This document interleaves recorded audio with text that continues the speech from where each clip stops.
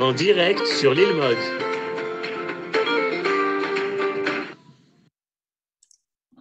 Shalom à toutes et à tous. Erev Shabbat, on est très content de se retrouver à quelques heures de Shabbat, toujours avec le Rav Yehuda Ben Ishai de la communauté des Emunah Shlema et cette paracha connue qui nous parle des explorateurs, parachat Shlach Lecha. Et Rav Ben Ishai, vous avez intitulé le cours, si je me rappelle bien, vous voulez nous parler, on savait un petit peu tout au commencement. Dès le début, on savait ce qui allait se passer. Bechavod, Rav Ben Ishai, vous pouvez ouvrir le micro. Et il y a eu, je crois, au moins une dédicace. Bechavod, Rav. Shalom, shalom à tous et à toutes. Effectivement, le shiur, le cours, est dédié à Marie Kamsa, Bat Rosa Alea Shalom, par David Assouline, le petit-fils, Sheyel Eiloui Nishmata. Alors, on est arrivé à la paracha de Shlach. La paracha de Shlach est une paracha très importante pour nous parce qu'on a quelque chose à récupérer dans cette paracha. On a récupéré le tikkun du Chet HaMeraglim. Le Gaon de Vilna enseigne que la Géoula ne pourra s'achever qu'une fois que les enfants d'Israël auront réussi à surmonter cette faute. Cette faute a entraîné la destruction du premier, deuxième temple, les départs en exil, et on y est encore en partie, puisqu'une partie de nos frères sont encore en exil, et de nos jours encore, malheureusement, on peut rencontrer des personnes qui ne verront pas Eretz Israël sous le meilleur angle. Notre rôle est de faire mettre en relief la valeur de la terre d'Eretz Israël. La valeur de la terre d'Eretz Israël est une valeur de Gdusha. Quand on parle d'Eretz Israël, on parle de Eretz HaKodesh. Donc, ce sur quoi il faut surtout insister, c'est la Gdusha d'Eretz Israël. Le reste, c'est des moyens qui sont importants, mais qui sont là pour nous permettre d'accéder, d'arriver à la Gdusha d'Eretz Israël qui est inégalable. Nulle part dans le monde et ailleurs, on ne peut arriver à atteindre la Gdusha que l'on trouve en Eretz Israël. À tel point que nos sages vont dire que la Shrina, la présence divine qui accompagnait les enfants d'Israël dans le désert depuis leur sortie d'Égypte va finir par s'installer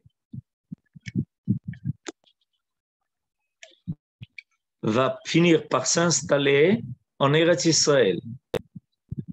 Alors, on va donc essayer aujourd'hui de mettre l'accent sur quelque chose d'important.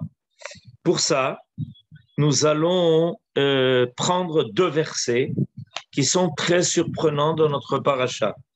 Il s'agit du chapitre Yud Gimel 13 et des versets Kaf Bet et Kaf Gimel 22, 23 et même 24.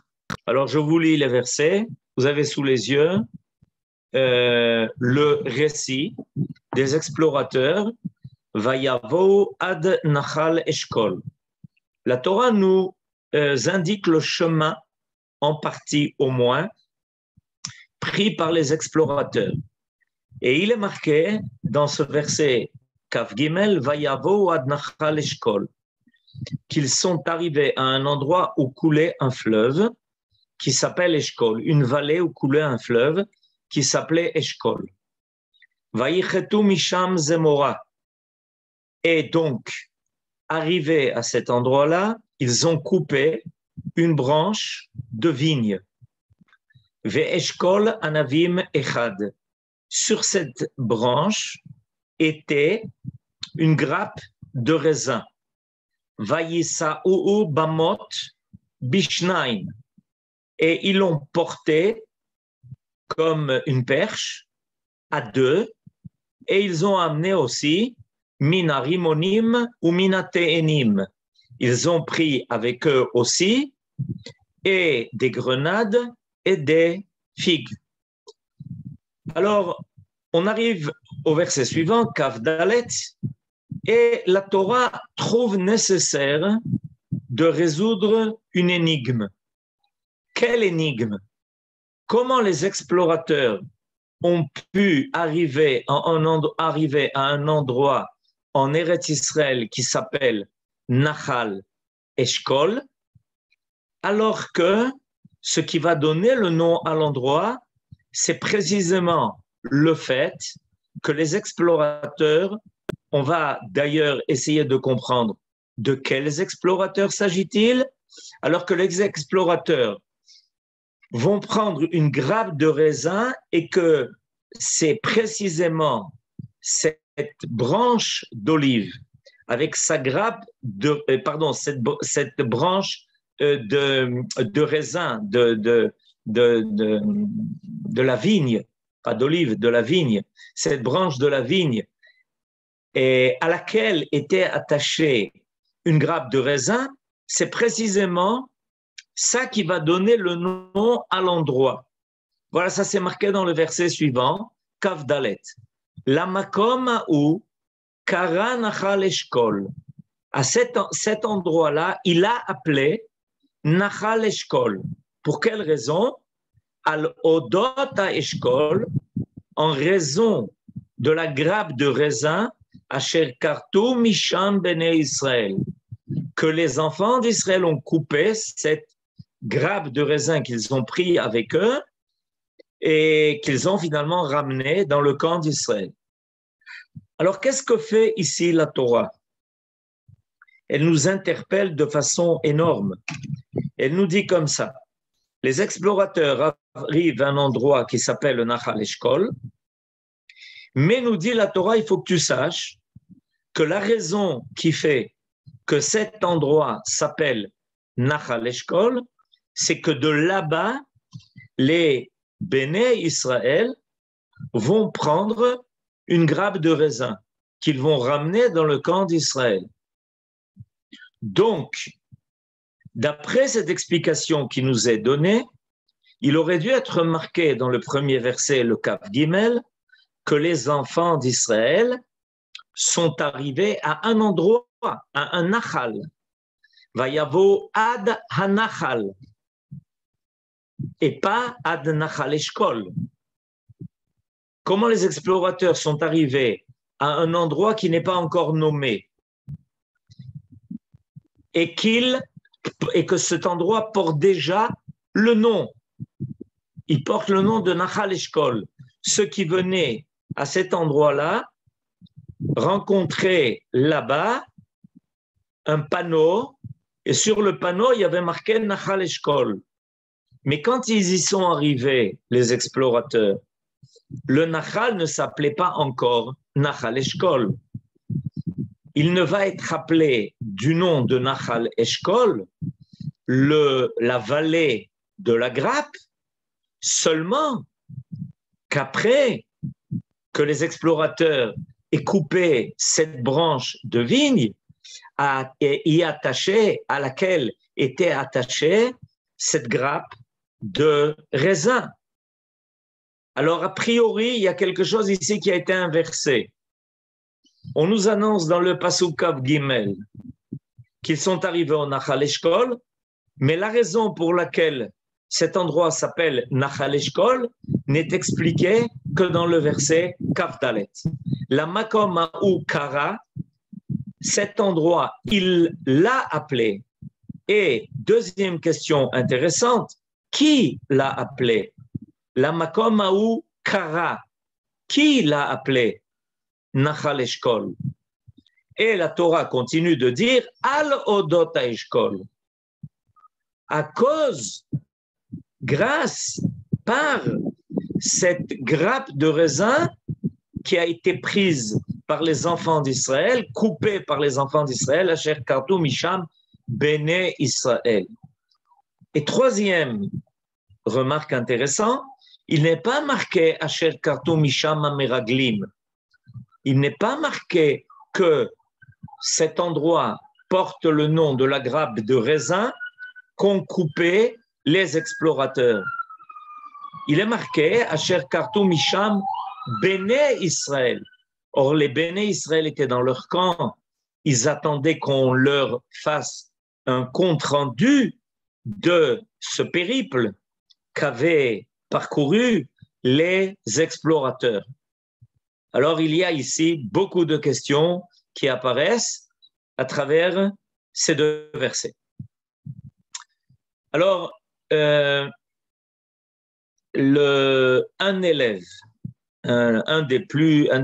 des élèves les plus connus du Ramchal, de Rabbi Moshe Chaim Luzzatto, qui s'appelle Rabbi Moshe David Wali, on l'appelle en général Wali, va nous dire quelque chose d'extraordinaire.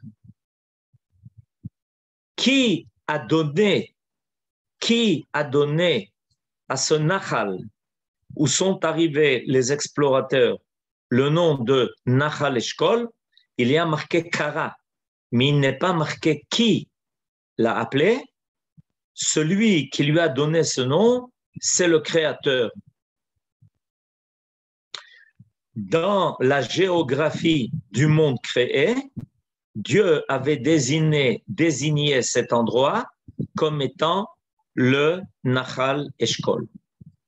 Depuis quand Dieu avait donné ce nom à cette vallée où sont arrivés les explorateurs, nous dit le Ramad Vali, depuis la création du monde. Depuis la création du monde, cet endroit portait le nom de Nahal Eshkol. Et évidemment, on peut essayer de se demander comment, depuis la création du monde, une vallée, l'endroit où va couler ce fleuve qui s'appelle Nahal Eshkol, peut porter le nom parce que va s'y dérouler un événement qui va n'apparaître que 2500 ans plus tard. Et le Ramat Vali, dans son commentaire, dit la chose suivante en citant un verset du prophète Isaïe. Dans le chapitre 46, verset 10, le prophète Isaïe va dire que Dieu est celui, voilà, merci, Magid Mereshit Hacharit Umikedem Asher lo naasu Omer Atzati Takum Vechol Chefzi et Esse. Traduction de ce verset. Dieu annonce depuis le début Magid Mereshit. Reshit, c'est Bereshit. C'est le Bereshit de la création. Donc, il annonce depuis le Bereshit ce qui va se passer à la fin. Umikedem, et à l'avance, des choses qui ne sont pas encore faites. Asher lo naasu. Omer atzati takum. Et Dieu dit, de toutes les façons, ce que je veux se fera. Atzat Hashem itakum. Vechol chefzi. Et toute ma volonté, j'accomplirai. Alors, dans ce verset cité par donc le Ramat Vali, nous est livré le secret de ce qui nous est dit dans notre paracha. Cet endroit où les explorateurs vont arriver pour y trouver ce fameux Eshkol, cette grappe de raisin énorme qu'ils ont eu du mal à porter, et ramené dans le camp d'Israël, cet endroit, depuis le début de la création, avait déjà reçu ce nom de Nachal Eshkol. L'événement arrivera beaucoup plus tard. Il arrivera 2 millénaires et demi après la création du monde. Mais, en fait, la géographie a déjà été décidée et désignée. Et je vous lis maintenant ce qu'il rajoute, et il est important de le savoir. Ki inyanehem shel Israël em levadam hachashuvim lefanav. Parce que tout ce qui se passe avec son peuple, avec le peuple d'Israël, est la seule chose qui est importante aux yeux du Créateur. Velachen kerao nachal eshkol al shem ha'atid. C'est-à-dire que pour Dieu, la géographie, la future géographie et les noms qui vont désigner les places en Eretz Israël sont fonction des événements que le peuple d'Israël va y vivre. Parce que l'histoire du peuple d'Israël est déterminante non seulement pour l'histoire du monde, mais aussi pour sa géographie. C'est-à-dire que cet endroit créé par Dieu depuis la création de la terre attendait la venue des enfants d'Israël. Cet endroit se préparait à montrer aux enfants d'Israël la grandeur extraordinaire de cette terre qui y fait grandir des fruits qui sont à la dimension de la Kedusha de cette terre. Et en fonction de cela, cet endroit portait déjà cette appellation de Nachal Eshkol. Et c'est seulement quand les enfants d'Israël vont y arriver qu'à posteriori, on va finir par comprendre la raison de cette appellation. C'est-à-dire que les enfants d'Israël, par leur histoire vécue, vont en fait permettre de déchiffrer ce qui était déjà inscrit dans la nature, mais qui attendait l'apparition d'Israël et de son histoire pour révéler ce code qui avait déjà été fixé en elle, qui avait déjà été marqué en filigrane dans les lignes de la nature. Et il y a donc ici, à notre niveau, une leçon extraordinaire. Il faut prendre très au sérieux ce que nous vivons. Il faut prendre très au sérieux ce que nous faisons. Parce que, en réalité, en cela, nous sommes pleinement associés à ce que le Créateur a créé. Et la création est en attente. Elle porte en gestation la possibilité de révéler le divin qui est déjà inscrit en elle. Quand ces explorateurs vont arriver et qu'ils vont voir 7 grappes de raisin qui les attendaient pour effectivement montrer combien cette terre est riche, ils n'ont fait que participer par cet acte-là à finir, compléter et achever l'idée de la création. Le Nachal Eshkol attendait qu'on explique pourquoi il s'appelle Nachal Eshkol. Et à partir de là, évidemment, vous pouvez commencer à étendre cela à d'autres endroits.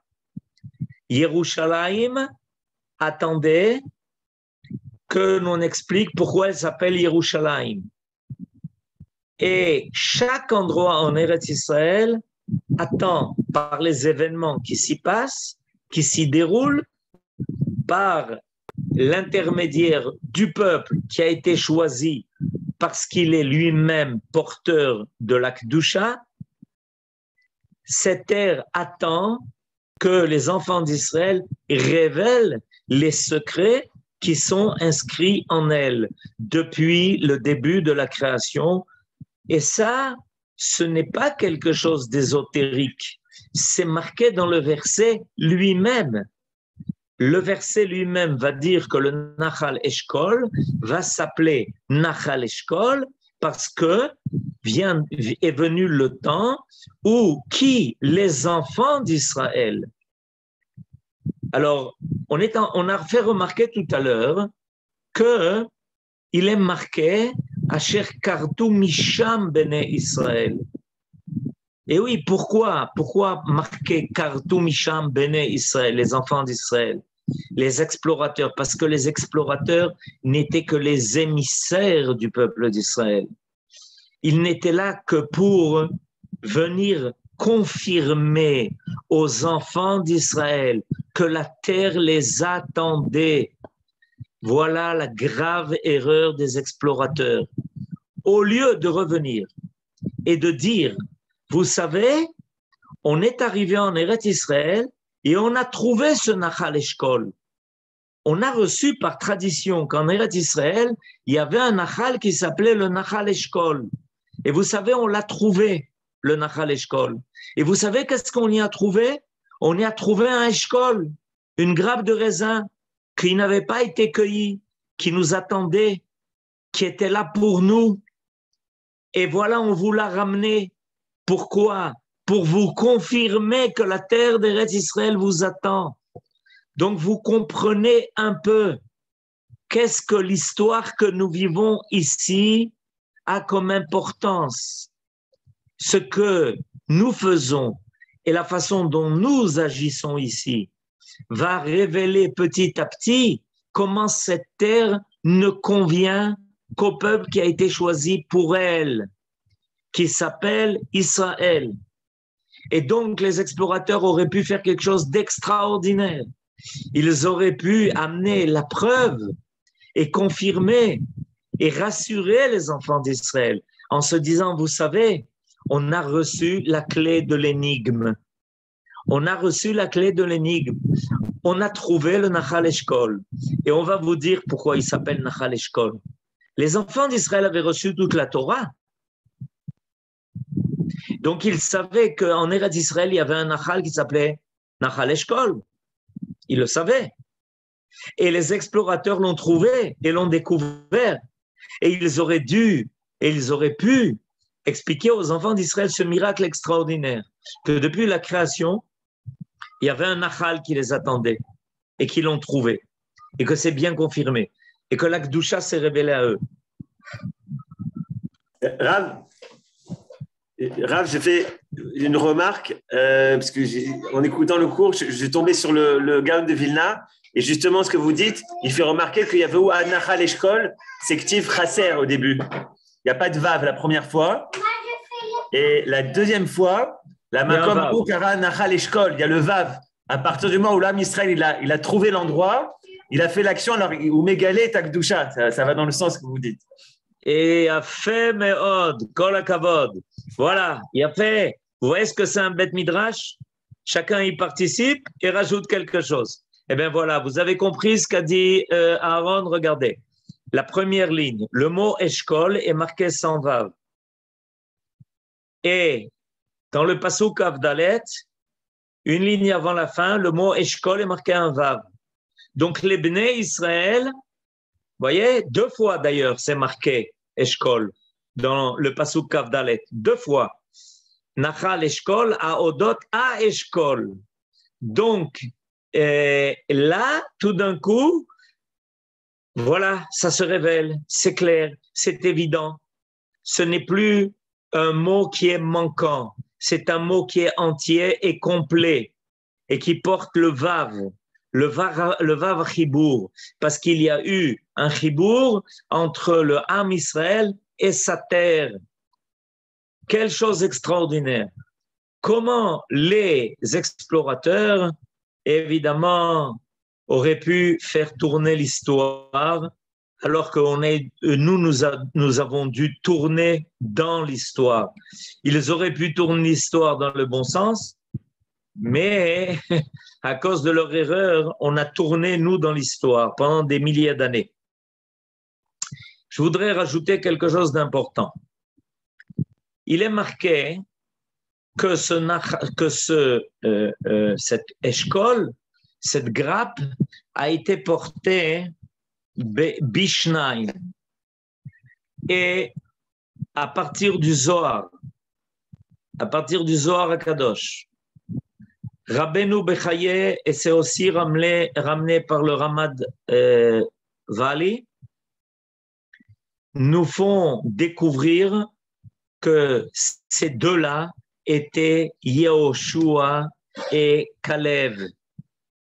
Alors voilà, on l'a sous les yeux, ce Midrash. Ce Midrash, c'est le Zohar HaKadosh. Regardez ce que nous dit Rabbeinu Bechaye, on va le lire ensemble. Veraiti bamidrash, vayisu'u bamot bishnaim.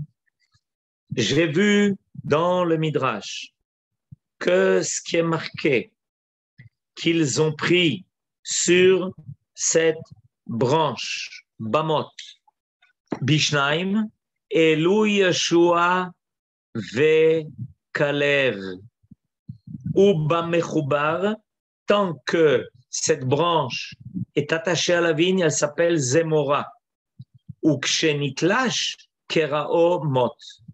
Et quand cette branche a été coupée, elle a changé de nom et elle est devenue maintenant une branche, une perche. Velo haya baem bechol ha'asara. Regardez la chose extraordinaire qui nous est révélée. Et dans les 10 autres explorateurs ensemble, il n'y avait pas la force nécessaire, la 7 automote. Qu'est-ce que nous est dit ici? Qu'est-ce qui nous est révélé? Que les 10 explorateurs, à part Yehoshua et Caleb, ont essayé de soulever cette grappe de raisin et ils n'y ont pas réussi. Yehoshua ve Caleb nasa ou belevadam. Ce que les 10 autres explorateurs n'ont pas réussi à faire, Yehoshua et Caleb l'ont fait les deux tout seuls. Ou les kach, et c'est pour ça qu'il est marqué Vayisa'u bamot bishnaim. Ve, qu'est-ce qu'on apprend de cela? Zeaya remez laem. C'était une allusion. Cette force que Dieu leur a donnée à Yehoshua et Caleb ben Yefune de pouvoir soulever cette branche avec cette grappe, c'était le fait qu'ils aient pu le faire, c'était la preuve chez Reuyim leikanes laaretz, qu'ils étaient bien méritants de rentrer en Eretz Israël. Veliot laem achuza betocha, et qu'ils pourraient en hériter. Les 10 autres explorateurs n'ont pas eu le droit de rentrer en Eretz Israël et ils n'ont donc pas pu soulever le fruit essentiel qui devait être ramené. D'ailleurs, je voudrais à ce propos faire une remarque que dit le Ramad Vali, qu'il y a, c'est intéressant parce qu'on insiste sur la valeur de cette grappe de raisin, alors qu'il y a évidemment d'autres espèces qui servent à louer Eretz Israël, à part le raisin. Comme on le sait, il y a cette espèce. Mais quand on va parler en particulier de ce que les explorateurs vont ramener, on parle de cette grappe de raisin. Et le Ramad Vali va dire que le vin qui est fait en Eretz Israël, à partir du raisin d'Eretz Israël, est un vin particulier qui est capable d'amener la simcha. Ve'ayayin yesamach levav enosh. C'est dit à propos du vin d'Eretz Israël. Et on l'apprend à partir de notre paracha, où on voit dans notre paracha qu'ils ont ramené précisément ce raisin qui va servir ensuite à faire du vin. Et que donc le vin d'Eretz Israël est un vin qui a une qualité particulière. Il a en lui un secret. Nichnas yain yatsa sod. De quel yain s'agit-il? Du yain d'Eretz Israël. Alors combien on doit être prudent? Combien doit-on faire d'efforts précisément pour toujours choisir le vin d'Eretz Israël, surtout pour les mitzvot? Pendant des milliers d'années, alors que nous étions en exil, on ne connaissait pas le vin d'Eretz Israël. Et depuis notre retour ici, la terre recommence à donner des fruits dans une abondance qui n'a jamais été connue. Et le vin fait à partir du raisin d'Eretz Israël en Eretz Israël est un vin qui n'arrête pas d'emporter les plus grands prix dans le monde, comme étant un vin qui est inégalable. Je dois dire, à cette occasion, puisque je sais qu'on prépare maintenant quelque chose d'extraordinaire en l'honneur de notre maître, de mon maître, le Rav Mordechai Eliyahu Zecher Tzadik Livracha, je voudrais dire en son honneur quelque chose de particulier. Le Rav Mordechai Eliyahu ne faisait pas de kiddush sur un vin qui n'était pas d'Eretz Israël. Même si le vin qui venait de Chutz La'aretz était un vin kasher, il demandait toujours à faire le kiddush sur un vin d'Eretz Israël. Parce que ce vin d'Eretz Israël porte en lui un secret. Il a le secret de la terre, il a le secret de la Shrina, il a le secret de la présence divine sur cette terre. Qui a eu le mérite de ramener cette grappe de raisin en particulier?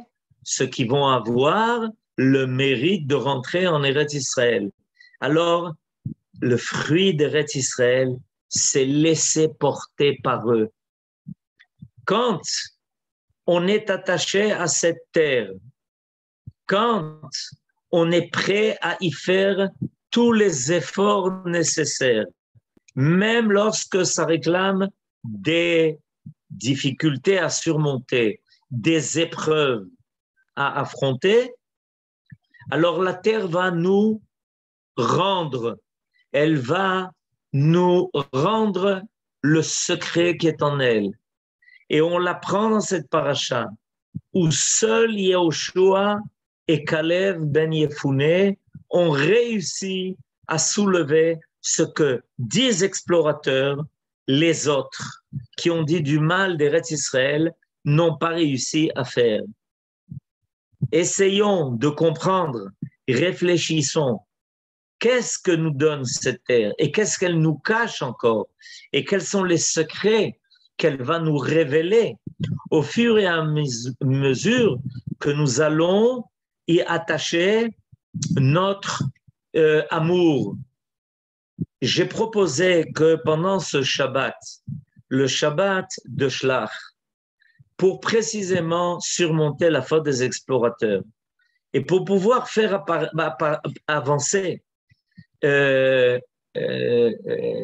tikkun de la faute des explorateurs, qu'il n'y ait pas un repas qui se passe ce Shabbat sans que chacun qui est présent ne trouve quelque chose de bien et de bon à dire sur la terre d'Eretz Israël.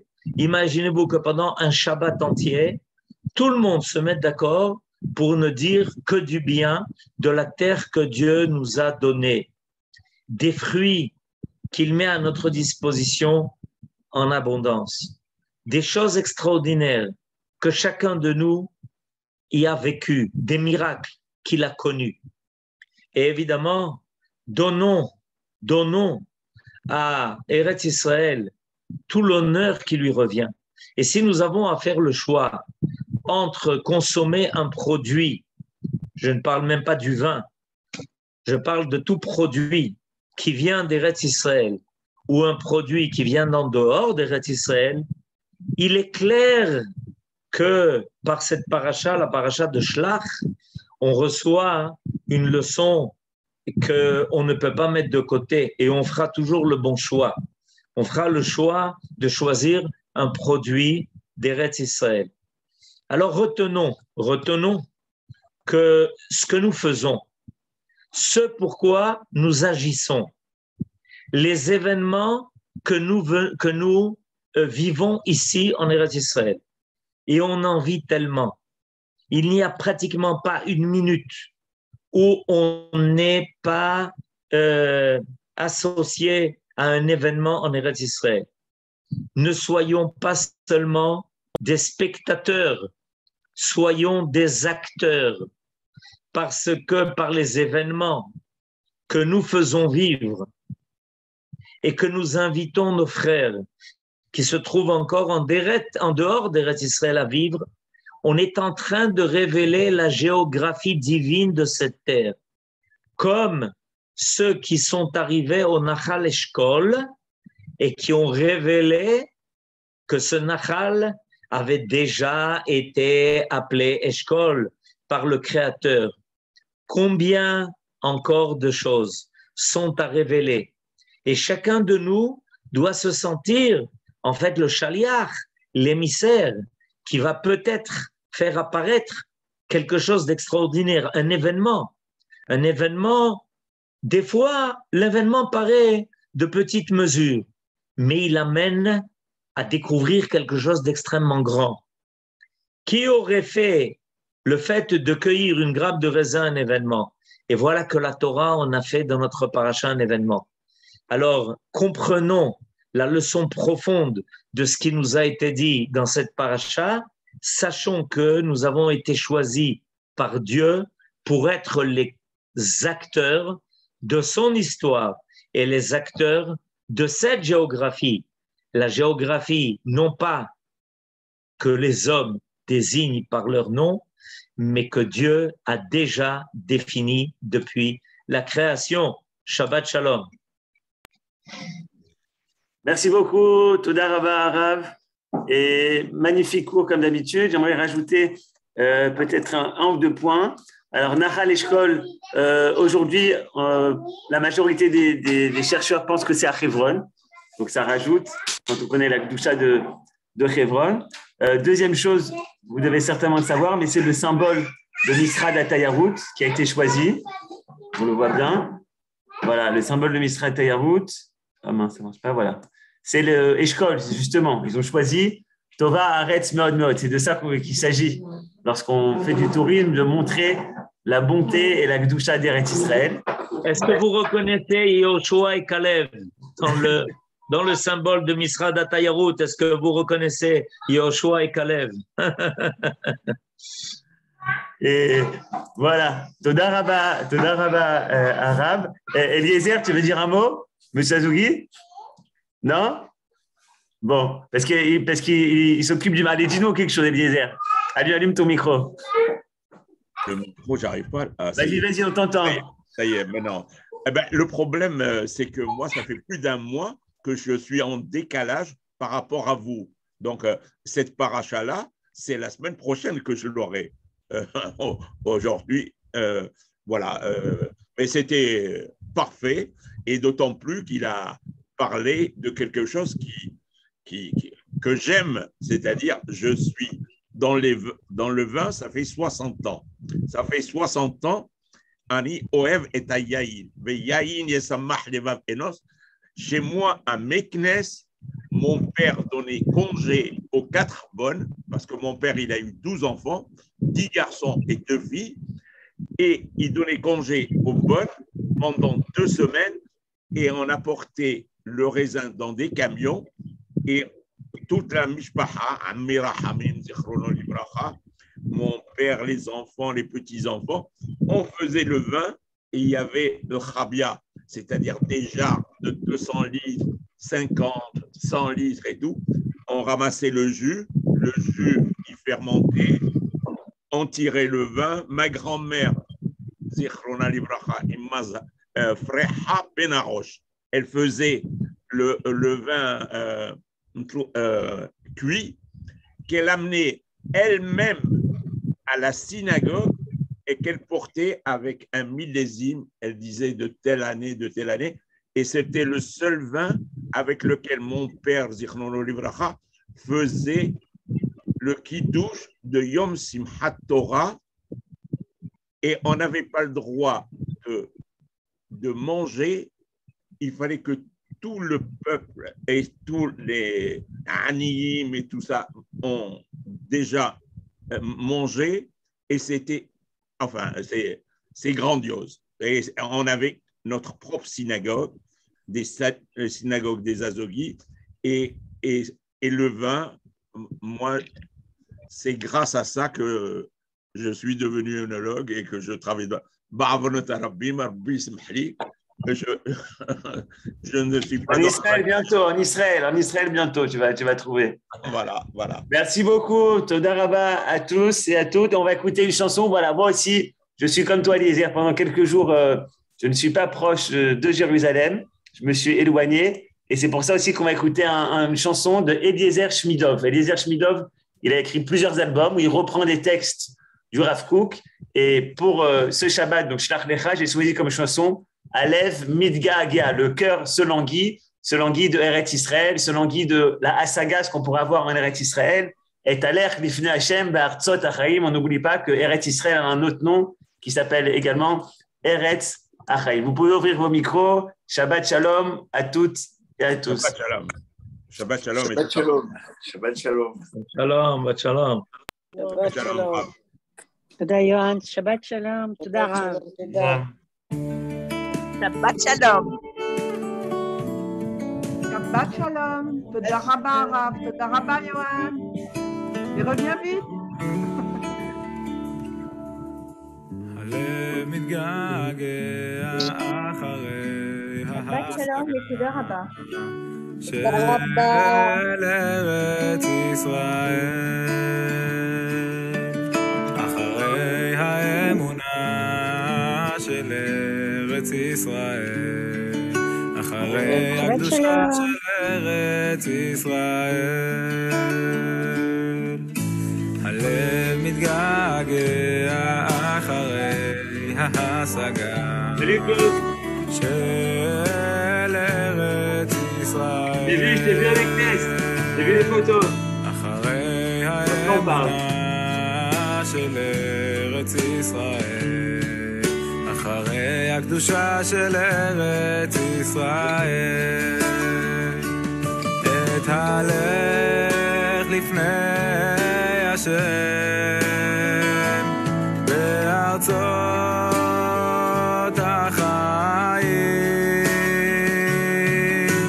זו ארץ ישראל,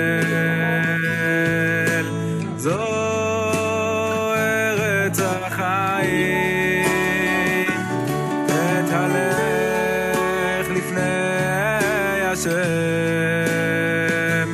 בארצות החיים, זו ארץ ישראל.